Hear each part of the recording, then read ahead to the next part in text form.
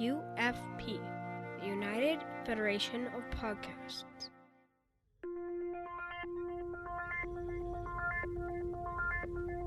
Engage. 78 years have passed since the days of the original USS Enterprise. Now a new Galaxy starship has been designed.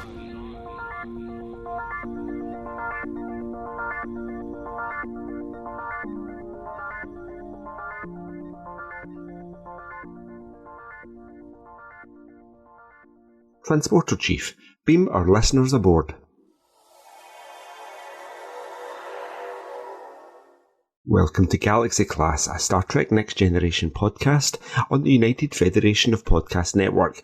I am alone. I am Dr. Beverly Crusher, and remember me, I am Joe Keegan with no hosts.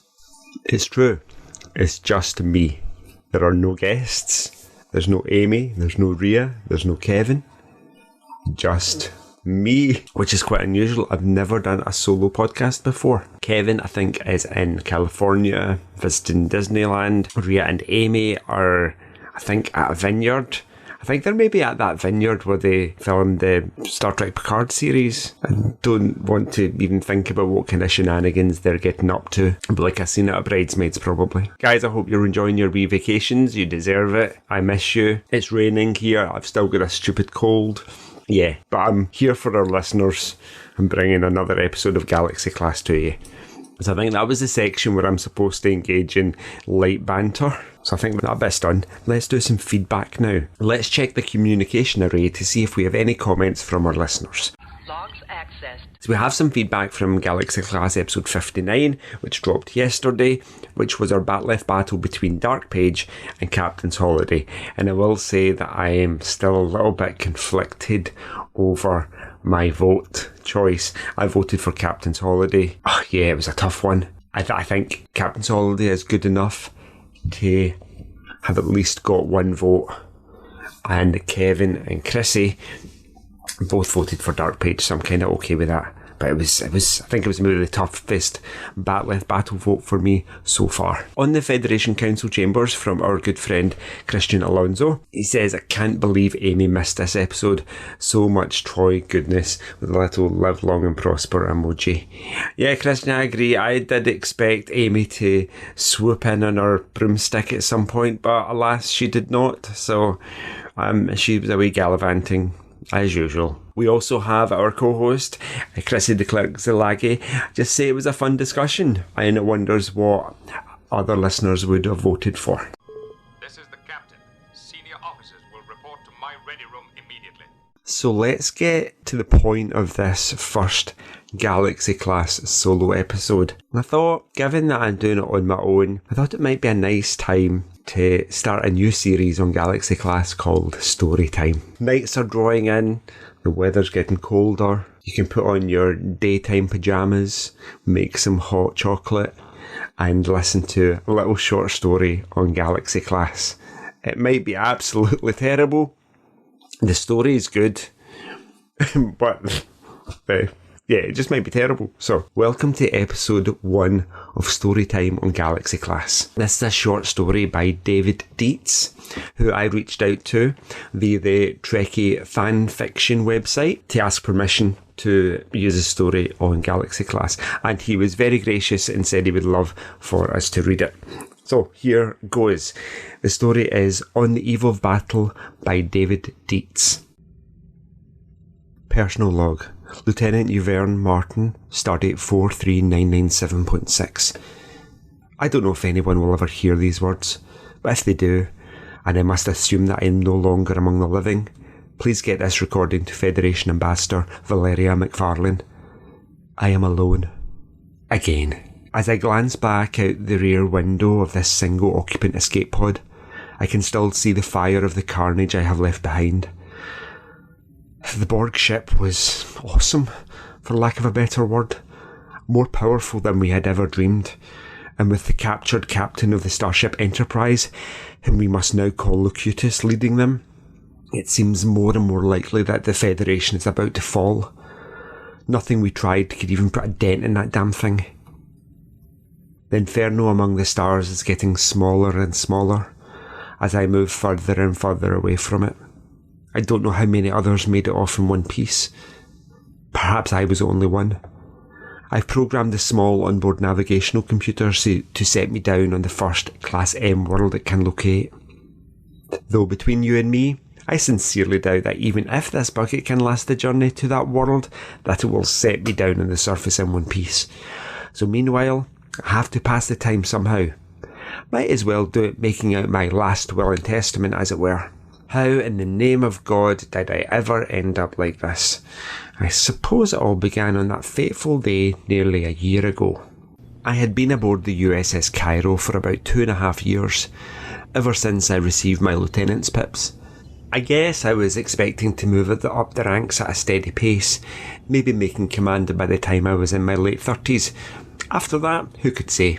Oh, there were plenty of purely research vessels in Starfleet, but at 22, serving aboard a ship whose main purpose was mapping out stellar nebulae or cataloguing gaseous planets did not promise the kind of adventure and excitement that someone at that age usually craves. It was certainly not what I had desired. So thanks to the little bit of pull I did have with Starfleet Command, I requested to be posted aboard the Cairo. Now that, I had thought, would be an assignment. The Cairo had spent the last few months in and out of the space between the Cardassian Empire and the Federation. We didn't have much on the Cardassians at that time, and so it was our job to get as close to the border as we possibly could, without rousing their suspicion, of course, and learn as much about them as we were able. Yeah, that was what I was looking for, something to research that had just a hint of danger to it. It's amazing how stupid one can be when they're younger. As I remember it, I was sitting in the research lab one day, going over some recent transmissions we had picked up from along the Cardassian border. Unfortunately, we nearly provoked an entire fleet of Galore-class warships to come across the border and basically blow us out of the stars. If it hadn't been thanks to a brilliant manoeuvre by our CO, I think we probably would have ended up as kibble for whatever the Cardassian equivalent of a dog was. However, we hadn't made it out without a few bumps, and so we were ordered to the nearest starbase for some much needed repairs and maybe even some shore leave. That would be nice. Unfortunately, the captain said he wanted the data we had just received analysed and translated, with our speculations as to what the Cardassians were doing before we got there, or there wouldn't be any shore leave. Just get it done, he had said, and so there was I staring at the information as it rolled by on the screen atop my desk. I remember my eyes began burning after a while, and having the realisation pass over me that I could not remember the last time I had blinked. So I closed my eyelids and rubbed my eyes with my thumb and forefinger for about 10 seconds, hoping I could coax some moisture to return to them and douse the burning sensation. I didn't know what it was about my eyes. Mother had always told me that Yarzonians had light green sclera and emerald irises. She also mentioned that Yarzon was a desert world, and that it was possible that because of the harsh, dry conditions of the planet, that Yarzonian eyes did not have as fully developed tear ducts as humans had. Personally, I never bought that. All my years as a researcher had made me realise that nature invariably compensates for shortages in one way or another. In other words, I believe that most Yarzonians actually had more developed tear ducts than humans, because of the planet's conditions, and that if my eyes were indeed as dry as I believed them to be, then I should have had a river flowing into them right now. But I didn't, and seeing as I had never actually met another Yarzonian, I'd never known if my mother's theory or my own was the correct one. After I had finished rubbing my eyes, I looked up from my terminal. As I blinked once or twice, trying to bring everything back into focus, I noticed that the room was not as full as it usually was. Oh, there were about 3 or 4 other people in the room besides me, but there was usually triple that number here. Where were they all? I wondered. The captain did say he wanted this done before we reached the starbase. Then the terrifying thought occurred to me. Oh God, maybe we have in my reports the only one not on the captain's desk. In a slight panic, I whipped my head quickly around the room, searching for a sign that my worst fears had come to pass. Then I saw it, the chronometer on the far wall of the research area. I breathed a huge sigh of relief. I read that it was 1800 hours. the time everyone usually went to grab a bite to eat. My heart, which had been beating faster than a mouse running for its life from some ravenous, salivating feline, began to slow down as I retook my seat. I wasn't really all that hungry at the moment, so I decided to just sit there at my terminal studying the data until I did feel my stomach ache, protesting the fact that it wasn't full. I turned my attentions once again to the brightly lit blue characters which ran endlessly across the terminal's black screen. That's when I heard the door to the research area hiss open. The first thought that ran through my mind was that perhaps it was several of the other officers in the department returning early from dinner. No doubt to get a head start on fulfilling the captain's request. I didn't bother to look up from the terminal. That was when I felt a finger poking me on the shoulder. I glanced up and saw Ensign Monroe, a rather insecure young man who was just transferred aboard, looking down nervously at me. Monroe always looked as if he had just urinated without remembering to unzip his uniform trousers. However, the look on his face at that particular moment was even more intense than usual. He was cocking his head to his left side as he looked down at me. I began wondering if he had suddenly developed some kind of nervous twitch, or perhaps experiencing a seizure, as the jerky movement of his head became less subtle and much more intense, as if he were non-verbally trying to warn me of something. I glanced above the top of my terminal, and when I saw them standing in the open doorway, my heart began racing again. I rose to stand at attention as Captain Jellicoe stepped into the room. Beside him walked a much older, plump, balding man with wispy salt and pepper hair, wearing the uniform of a Starfleet admiral. Captain Jellicoe looked back at the admiral, who for the first time appeared to notice that the few people who were in the room were all standing at attention. "Oh, as you were, everyone," said the admiral. The other 3 or 4 people in the room took their seats, as did I, but with much less haste. The information on the Cardassians could wait a moment or two. At that moment, I really wanted to see what the captain and this admiral were doing here. I made like I had returned my attention to the screen in front of me, though in fact my eyes were staring past the top of my terminal towards the 2 senior officers. At first they appeared to be doing the standard inspection, looking around to make sure everyone in the room was busy enough, running their fingers along a tabletop, checking for dust that shouldn't have been there. Finally, after they had circled the room once, the admiral stopped dead in his tracks and turned to face the captain. "All right," the admiral began pleasantly in a deep, scratchy voice. "Which one is he?" Captain Jellicoe raised his arm and pointed in my direction. "Over there, sir," he said. Could he? No, he couldn't have meant me. I glanced quickly behind me, and there, at her usual terminal, was Lieutenant Borana. Yes, the dedicated, somewhat standoffish Andorian was definitely the one the Admiral had been talking about. She was who they wanted to see. Good for her. Maybe she was about to be promoted or decorated or something. I returned my attention to the screen once again, this time with the full intention of doing my job of analysing the data. I had been sitting there for no more than a moment when I heard the sound of someone clearing their throat above me. Somewhat annoyed by the disgusting sound, I glanced up from my terminal. I nearly had a heart attack. Captain Jellicoe and the Admiral were standing right in front of my desk.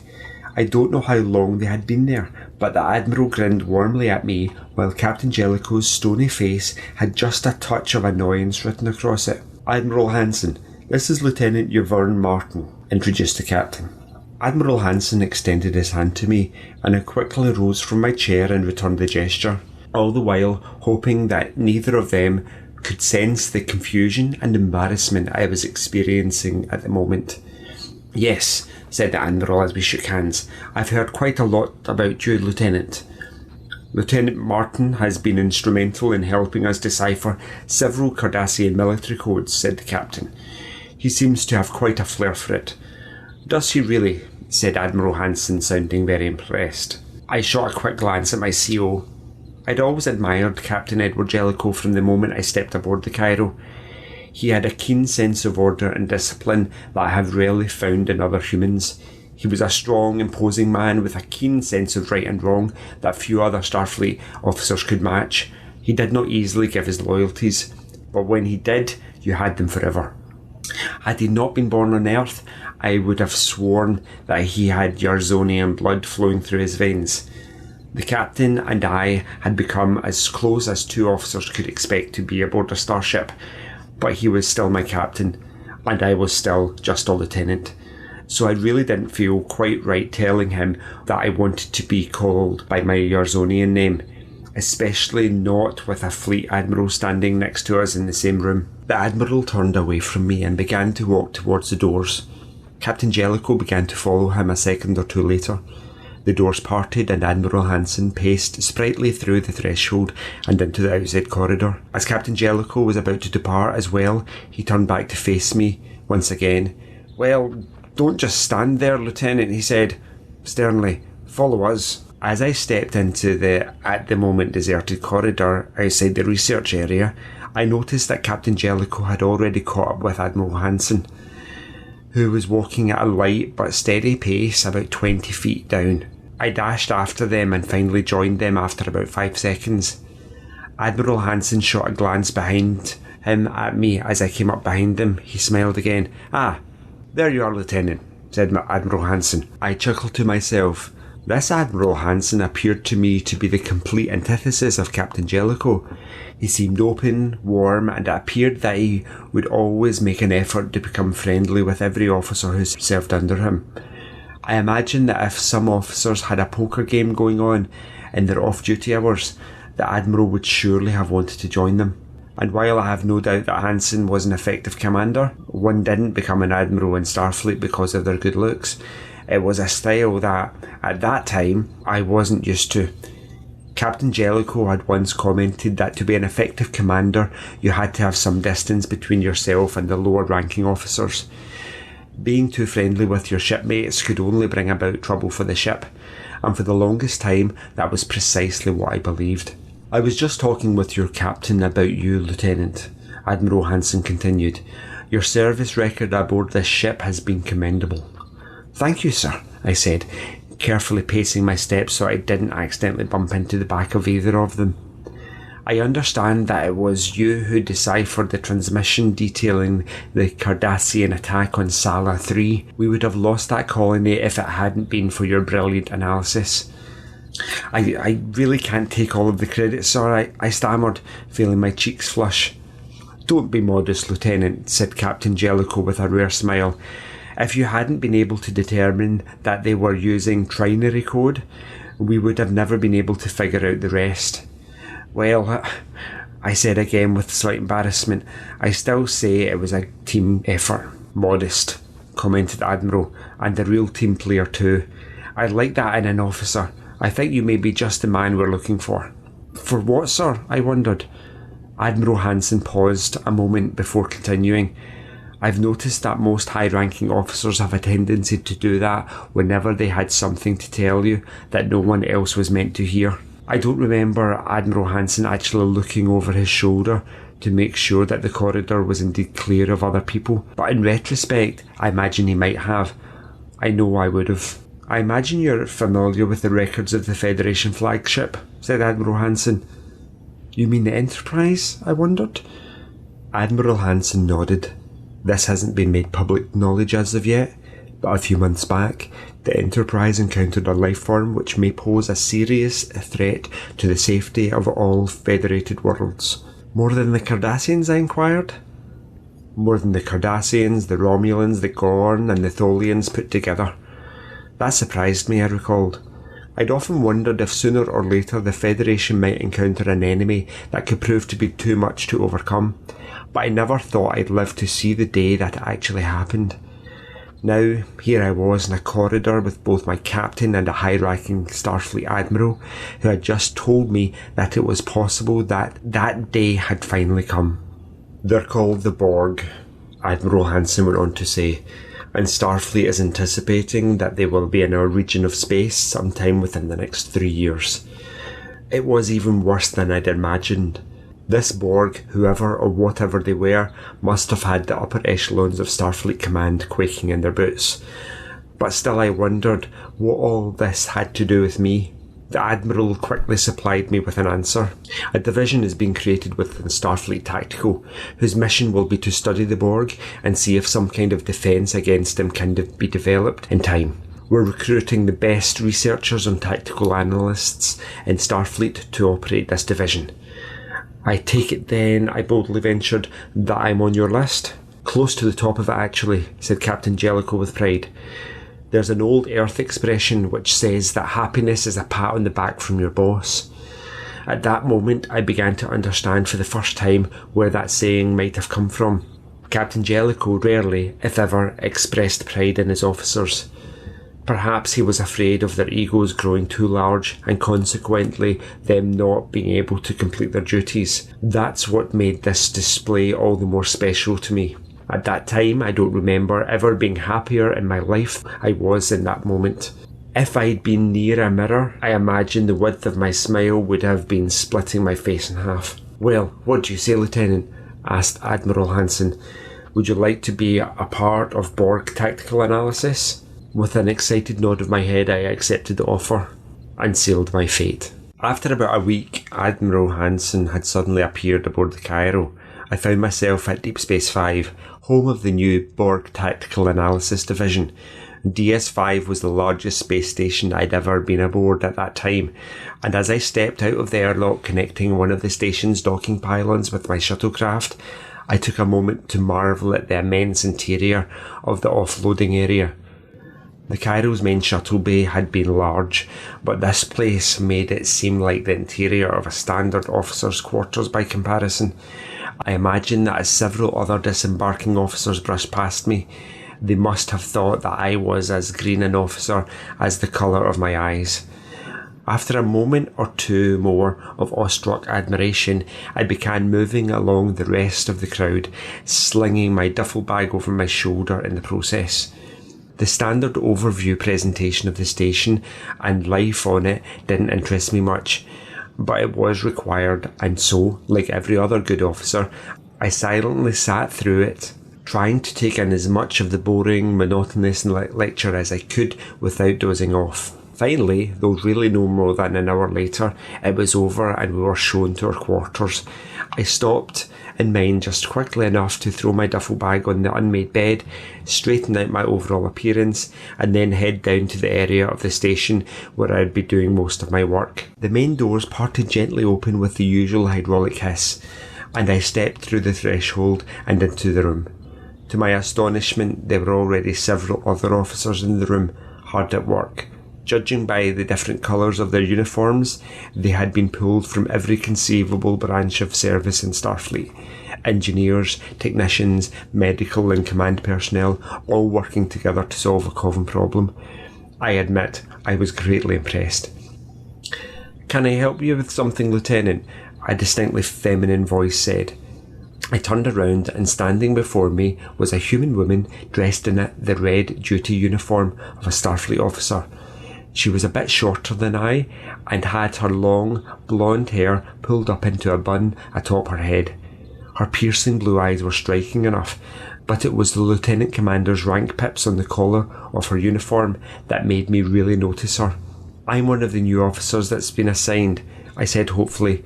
"Lieutenant Yvonne Martin of the Cairo." For the first time, a smile curled the woman's lips, growing wider until it eventually revealed her immaculately straight, pearly white teeth.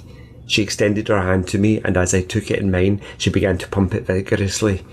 "So you're the Lieutenant Martin I've heard so much about," she said excitedly. "I've been looking forward to meeting you. Lieutenant Commander Elizabeth Shelby, Head of Borg Tactical." Lieutenant Commander Shelby began to lead me around the room, stopping here and there to point out a piece of equipment or introduce me to one of the other officers working in the room. According to her, Borg Tactical had been up and running for nearly a month, almost as soon as the Enterprise's logs concerning their encounter with the Borg had reached Starfleet Command. They weren't up to full operation yet, but had been decided that the problem of trying to create a defence against the Borg needed to be solved as quickly as possible.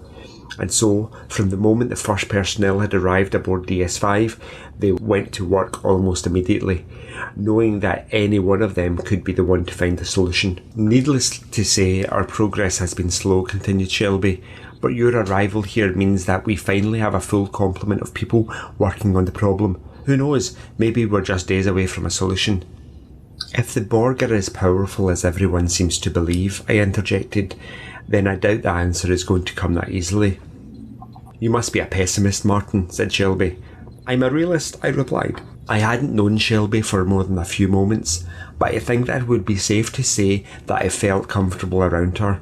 Although she was a few years older than me, she still had the youthful exuberance and drive of a first-year cadet. Sometime later, I learned that it was this passion for her job that had brought her up in the ranks so quickly, and eventually led to her being put in charge of Borg Tactical. I wasn't sure at that time how close we would become, but there was one thing I had been wanting to straighten out for a long time, and somehow I found in her the courage and determination to do so. There's just one thing, Commander, I said in a more pleasant tone of voice. Shelby stopped in her tracks and gave me her full attention. If we're going to work together, would it be too much trouble if I asked you to call me by my Yerzonian name? Shelby shook her head slightly. Any particular reason why? Well, it is personal, I said, but suffice it to say that I'm trying to get in touch with my heritage, and using my Earth name doesn't help me. Shelby smiled. No problem, Lieutenant. I hope that my own smile was thanks enough for her gracious understanding. It seemed to be. Shelby then took me over to show me my own personal workstation. We had been working on the Borg defence plan for about 8 months, and every day we seemed to be no further ahead than we were when we started.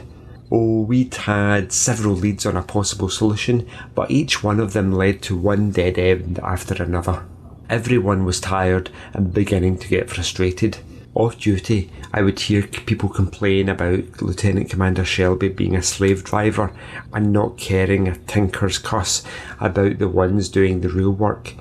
In reality, I don't believe anyone ever stopped to consider the tremendous pressure that Shelby was under. I mean, here was a young commander, probably in charge of our first major project for Starfleet Command. She had been at work on the problem with the rest of us for 8 months. And what did she have to show for it? The same big zero we all had. She was the one who had to tell it to Admiral Hansen that we were no closer to a solution. She was the one who had the excruciating weight on her shoulder to get it done. There were times when I would swear she'd come into work in the morning with weary red eyes. Many of the others speculated she didn't sleep, but stayed up all night long looking over the day's work, trying to find the one item the rest of us might have overlooked. I prefer to think that maybe she did do some of that, but that the red, restless eyes were brought about by tears of frustration. I really felt for Commander Shelby. She'd had a lot put upon her recently, and she was the one who had the most to lose if we failed. She really didn't socialise with anyone because of this.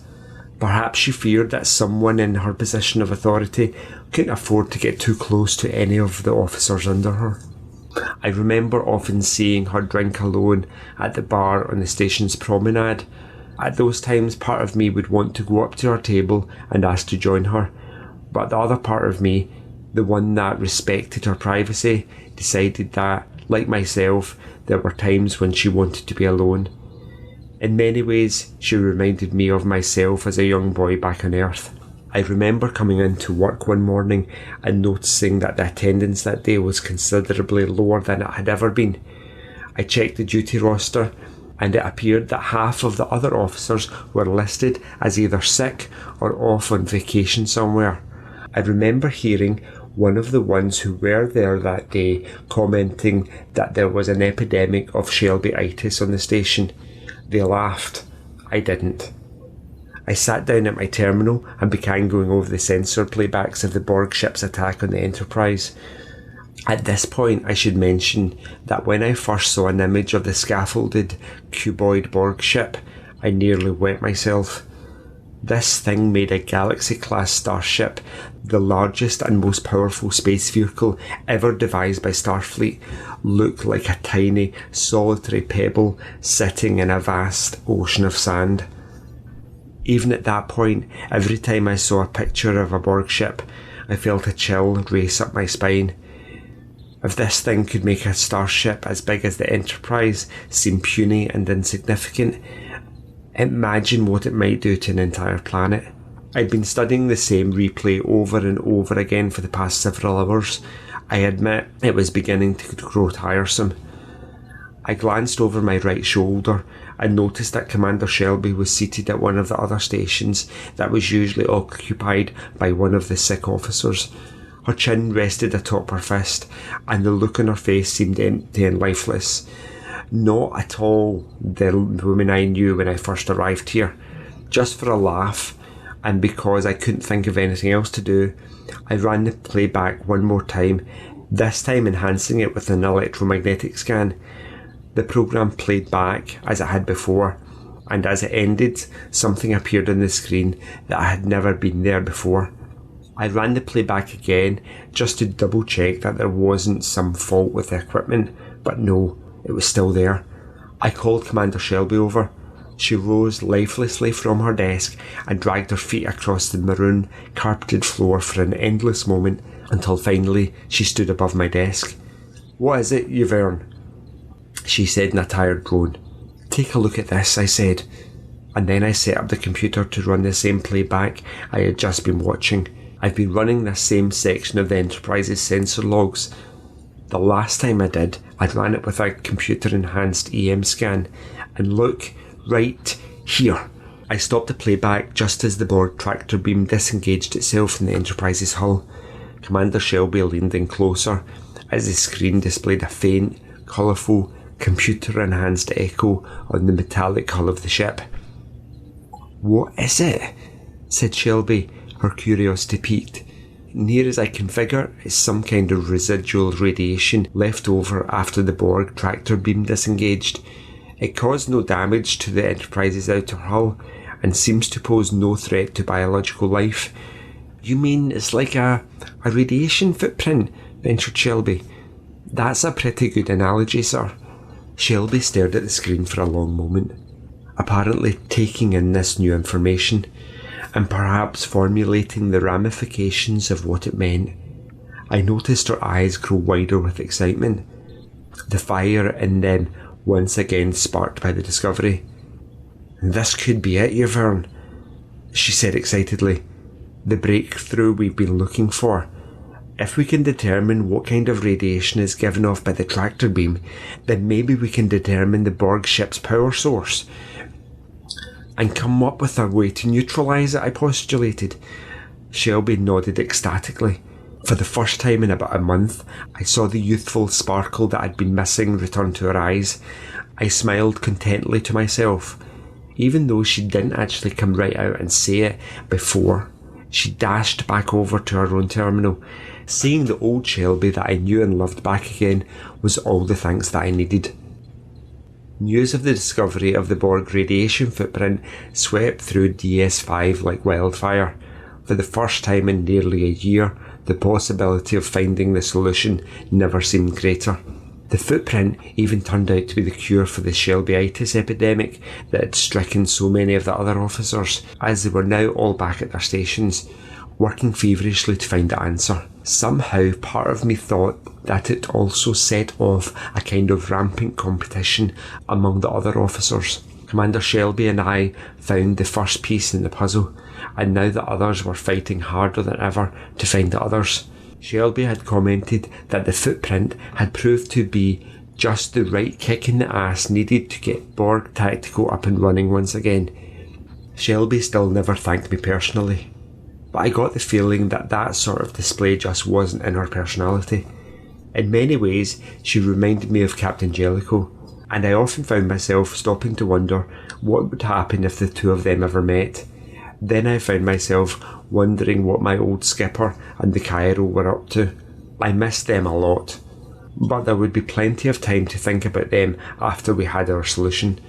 Unfortunately, That was the day that our time had run out. As we sat at our terminals, going over the usual data, the main doors hissed open, and in stepped an unexpected visitor. Admiral Hansen swept hurriedly into the room, telling everyone to remain seated when he noticed them begin to rise to attention. I watched as he dashed over to Commander Shelby at her desk, and as the two exchanged words for a moment, a horrified look slowly came over Commander Shelby's face. Admiral Hansen and Commander Shelby walked to the centre of the room, where everyone would have a good view of them. Shelby then called for our attention, saying that Admiral Hansen had some news for us. It was the news we least wanted to hear. 2 days ago, began Admiral Hansen, the New Providence colony was attacked without warning. Sensor logs from the colony indicate that the aggressor was a gigantic cuboid ship that blocked out the sun. The last report stated that the colony had been locked onto by some kind of tractor beam. After that, we have no information. The grim look across the Admiral's usually pleasant features spoke volumes. He said that there was no way to be certain, but everyone in the room knew it had all the earmarks of a Borg attack. So, they were here, 2 years earlier than Starfleet's initial prediction, and we had only begun to scratch the surface of how to defend ourselves against them. There were no two ways about it. We were simply not ready. The Enterprise has already begun an investigation at New Providence, the Admiral went on to say. Commander Shelby and I will be leaving at once to rendezvous with them, and we will be relaying any new data we can find back to you. That is all. With those last words, Admiral Hansen strode out of the research area. For a moment or two afterwards, we all sat there in dumbfounded silence. It only seemed like yesterday that we'd discovered the radiation footprint and really begun to make progress towards finding a solution. And now this. A quick glance around the room and I could feel the sense of defeat literally permeate the air. Commander Shelby finally broke the silence. There may still be hope, she said. Now that we have an actual Borg attack to study, we could learn the invaluable facts that we need to overcome them. What use is it, Commander? A voice called out. Let's face facts. It's finished. No, it's not, Commander Shelby said sternly. It's not over until either the Borg or we come out on top, and I mean for us to be the victors. Commander Shelby then rushed back to one of the other officers, a coffee-skinned Terran female. Jeffries, I want you to carry on experimenting with the warp funnel. There may be something we can use in that. Then she came back over to me. Yverne, see what else you can find out about that radiation footprint. There's still more to that than we'd realise. Finally, she turned to address the group. Above all, don't give up hope. I'll be coordinating my findings with all of you back here. We may still have a chance to beat them, and if anyone can find the solution, I know all of you can. I don't recall if there were actual tears welling up in her eyes, but I do remember that was the first time that Lieutenant Commander Shelby had ever expressed any emotion for the rest of us. I can't speak for the others who were in the room at that moment, but I know it made me feel very good. Commander Shelby then headed for the main doors. As they parted open to allow her access to the outside corridor, she turned back to face us again. A smile wormed its way across her face. I know you can do it, she said softly. You're the best. As the doors closed behind her, I silently wished her well on her mission before returning to my own. I didn't know it then, but that would be the last time I would ever see her.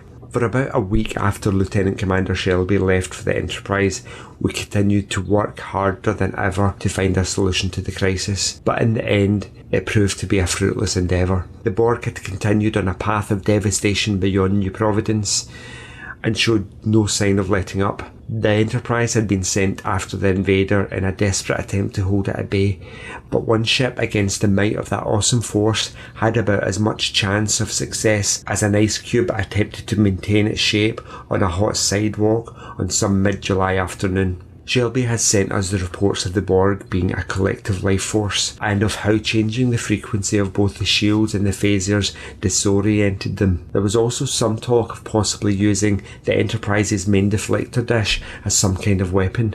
But then came the most terrifying news of all.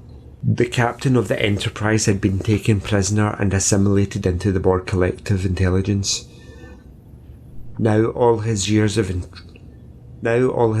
training and experience in Starfleet were part of their intelligence.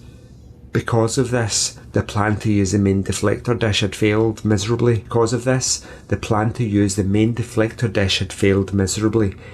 And now it seemed that the Borg had a single goal on their agenda: the taking of the planet Earth.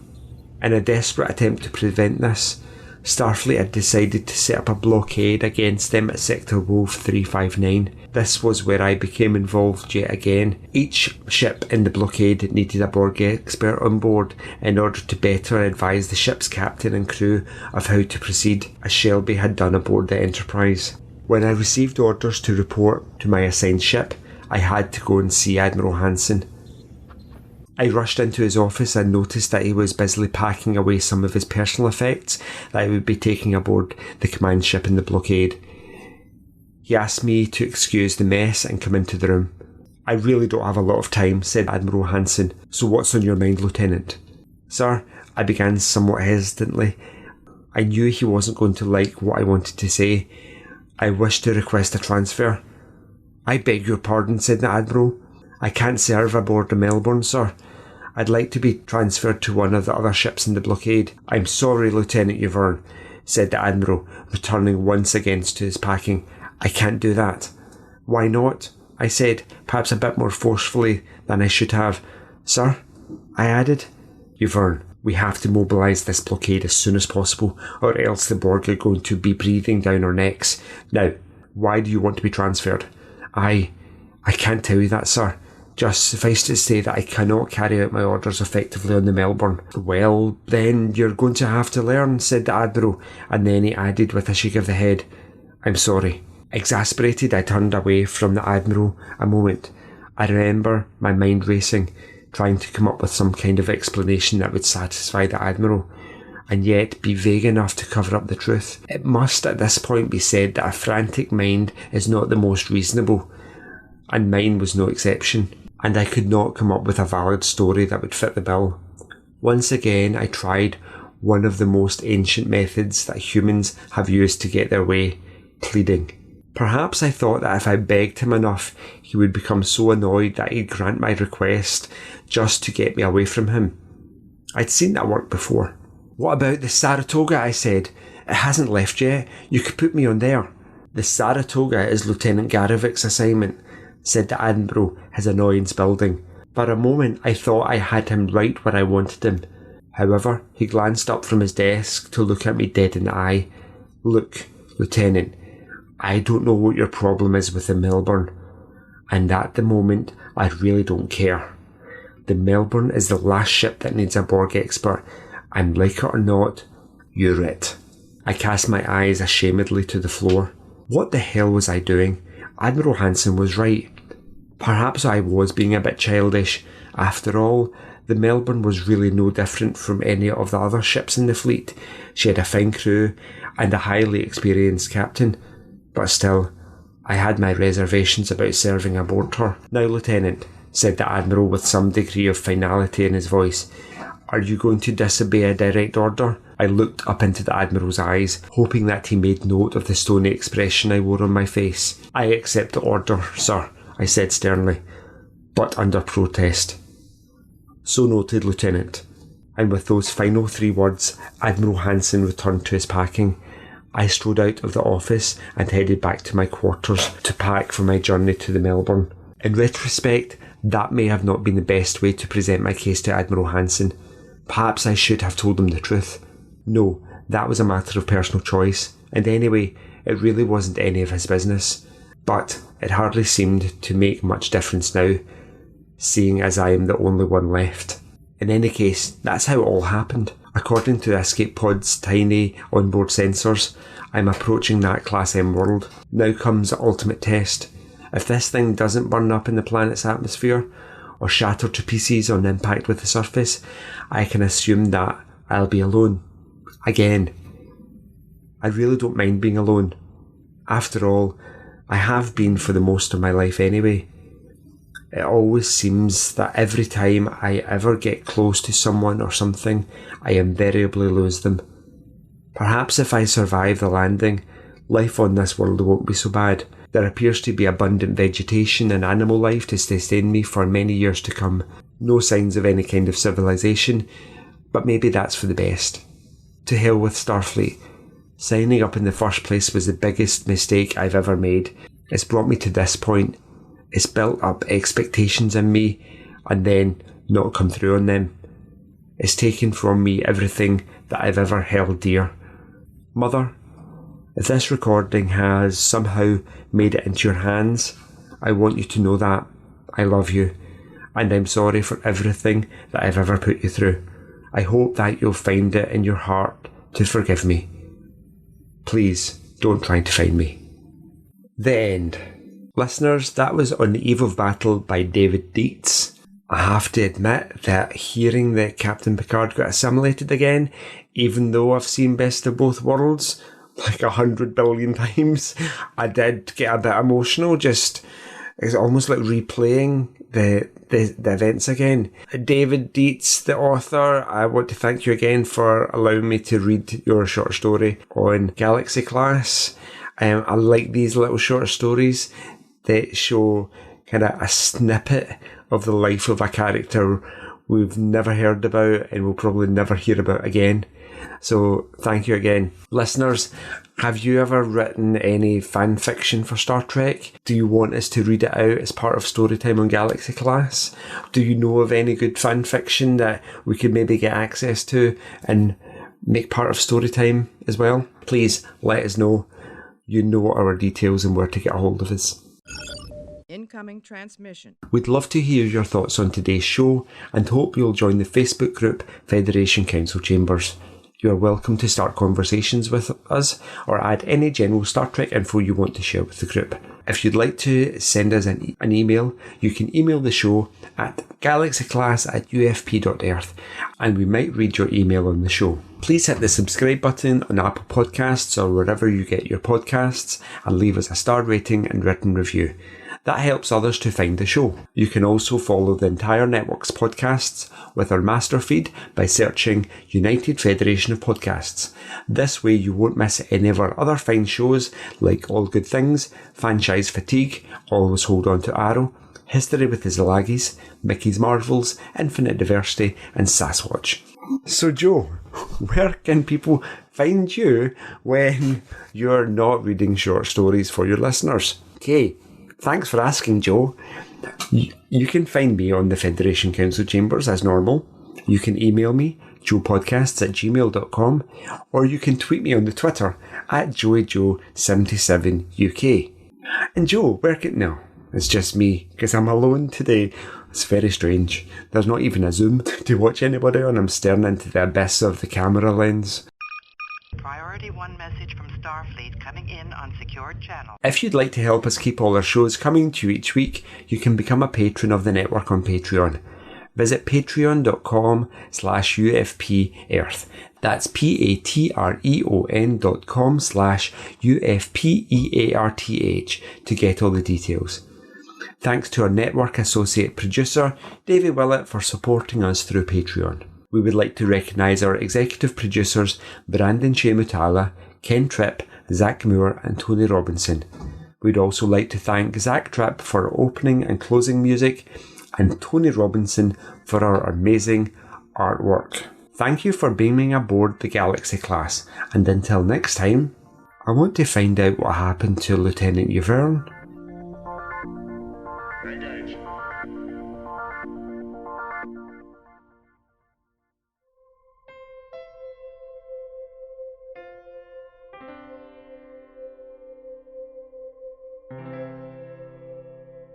This has been a production of MTMR Media Works.